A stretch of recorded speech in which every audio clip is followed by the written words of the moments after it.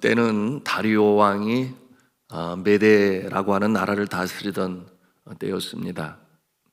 다리오는 고관 120명을 전국에 배치하고 그들로 하여금 나라를 다스렸어요. 그리고 그들을 관장하는 이 3명의 총리를 두었는데 그 중에 한 총리가 다니엘이었습니다. 다니엘은 어떤 고관들보다도 더 뛰어나고 또 훌륭했어요. 세상에 그런 말 있지 않습니까? 굴려온 돌이 박힌 돌을 빼낸다. 그러니 그곳에 본토인이겠죠. 갈대아인들은 생각을 한 거예요. 왜 히브리 민족의 이 후손인 다니엘이 이 땅에 와서 저렇게 왕의 총애를 받고 또한 우리보다 더 큰 일을 감당하는가? 그러니 그들의 마음에 시기와 질투가 일었다고 그랬습니다. 여러분, 그 내용이 이제 4절 말씀에 보여주고 있어요. 우리 4절 말씀을 같이 읽도록 하겠습니다. 시작. 이에 총리들과 고관들이 국사에 대하여 다니엘을 고발할 근거를 찾고자 하였으나 아무 근거, 아무 허물도 찾지 못하였으니 이는 그가 충성되어 아무 그릇됨도 없고 아무 허물도 없음이더라. 여러분, 그들이 이 다니엘을 제거하고자 음모를 꾸미지 않습니까? 어떤 법을 만들었을까요? 7절에 있는 내용입니다. 또 같이 보겠습니다. 나라의 모든 총리와 지사와 총독과 법관과 관원이 의논하고 왕에게 한 법률을 세우며 한 금령을 정하실 것을 구하나이다. 왕이요, 그것은 곧 이제부터 30일 동안에 누구든지 왕 외의 어떤 신에게나 사람에게 무엇을 구하면 사자굴에 던져 넣기로 한 것이니이다. 그러면서 그들은 이 다리오 왕에게 간청하여 그 내용을 법으로 만들고 금령을 선포하여 그 어느 누구도 바꾸지 못하게 하고 또한 철회하지 못하도록 그렇게 처리를 했습니다. 다니엘이 그 법에 저촉될 것이라고 생각하지 못했던 이 다리오 왕은 그만 그 조서에 왕의 도장을 찍습니다. 이제 이 법을 따르지 아니하다 적발되거나 고발당하게 되면 이제 사자굴에 던져질 것이었습니다. 이러한 상황에서 다니엘이 어떻게 합니까? 네, 우리 10절 말씀을 또 함께 읽겠습니다. 시작. 다니엘이 이 조서에 왕의 도장이 찍힌 것을 알고도 자기 집에 돌아가서는 윗방에 올라가 예루살렘으로 향한 창문을 열고 전에 하던 대로 하루 3번씩 무릎을 꿇고 기도하며 그의 하나님께 감사하였더라. 아멘. 예루살렘을 향한 창문을 열고 하루에 3번 시간을 정하여 기도하였다 그랬습니다. 그냥 기도한 것도 아니고 무릎을 꿇고 기도하였다 그랬어요. 간절함이 배어져 있는 것이죠. 하나님을 절대적으로 경외하고 의지하는 모습을 보여주고 있습니다. 여러분, 예루살렘으로 향하여 기도하는 이유가 있지 않겠습니까? 왜 하필 예루살렘을 향하여 하는가? 여러분, 그 예루살렘에는 하나님의 임재하심이 있는 성전이 있었던 곳이기 때문이죠. 그리고 과거 성전을 건축하여 하나님께 감사함으로 기도할 때 솔로몬이 하나님께 간청한 내용이 있어요.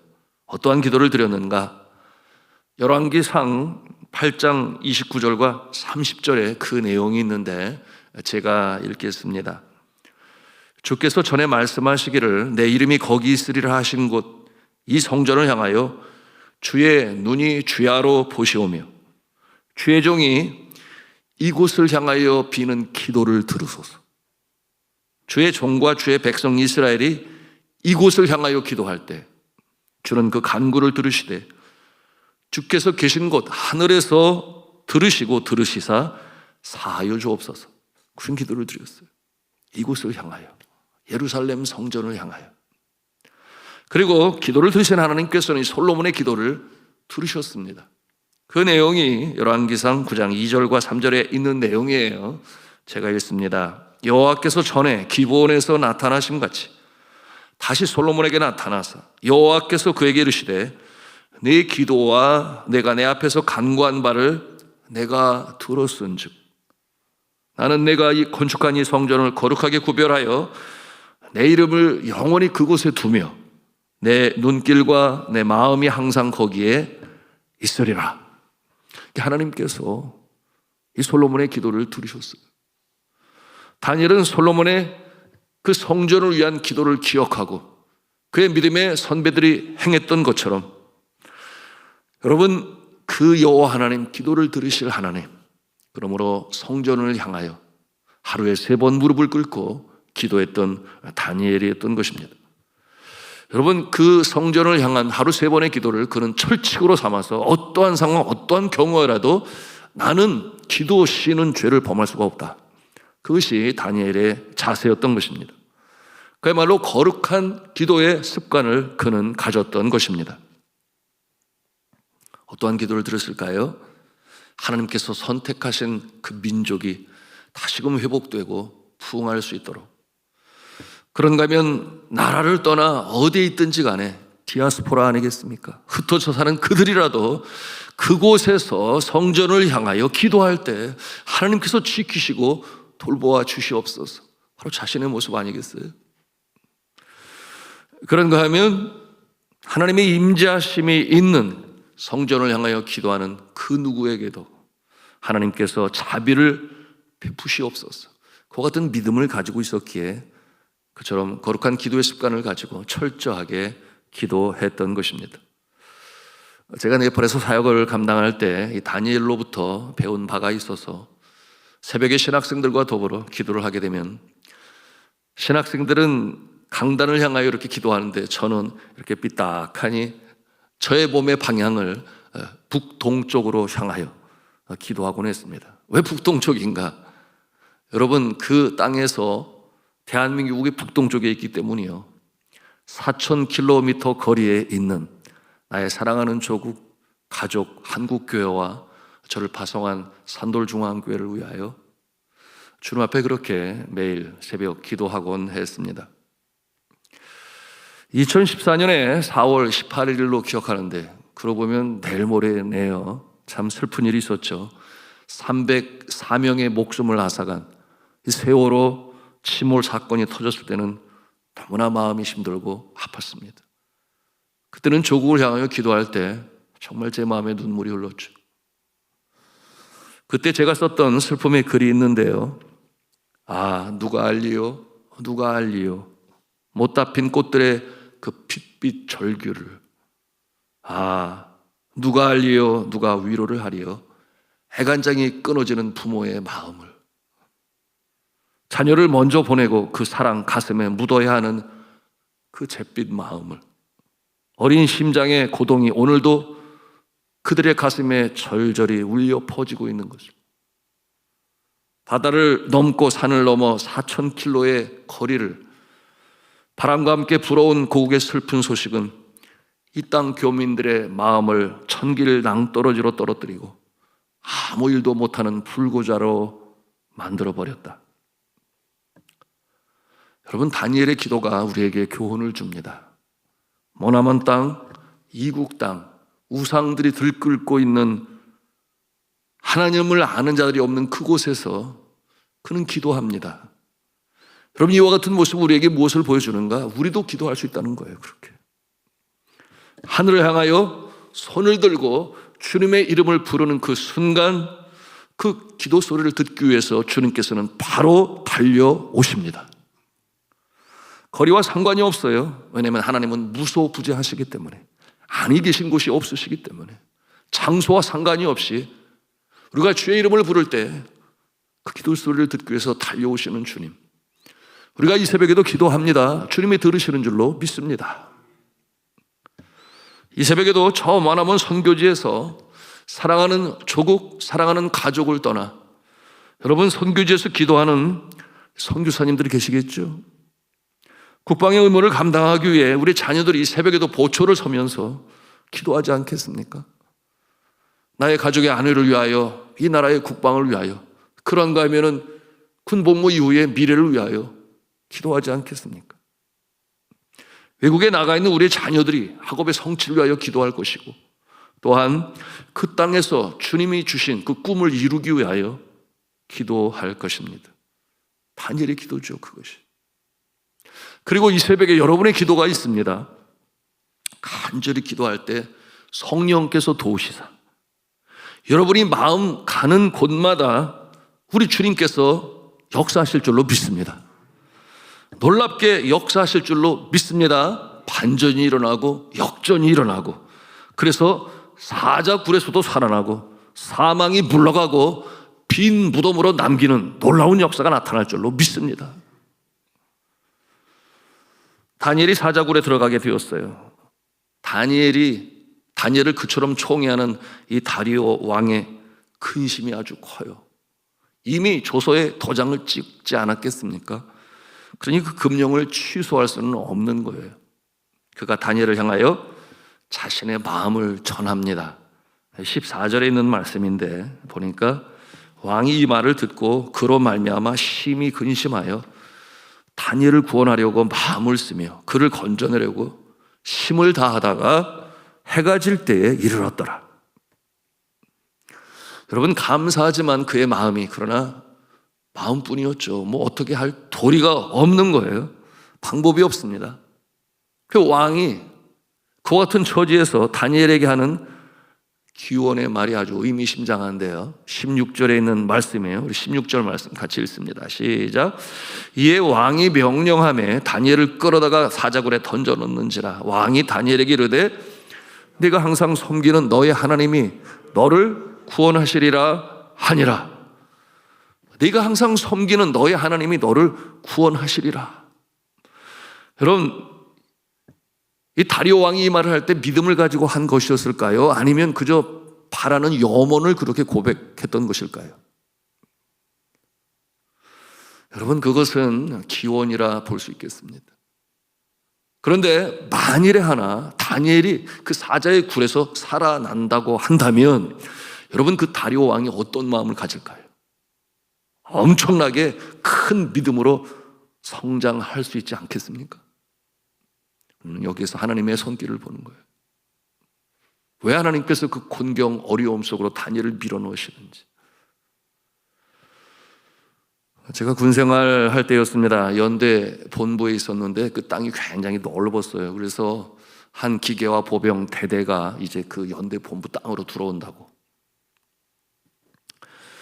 그런데 그 연대 본부 땅 안에는 이름 모를 무덤이 많았어요. 한 50여 개가 있었는데 그 무덤을 제거해야 건축도 하지 않겠습니까? 그 임무가 연대본부 중대장에게 주어졌어요.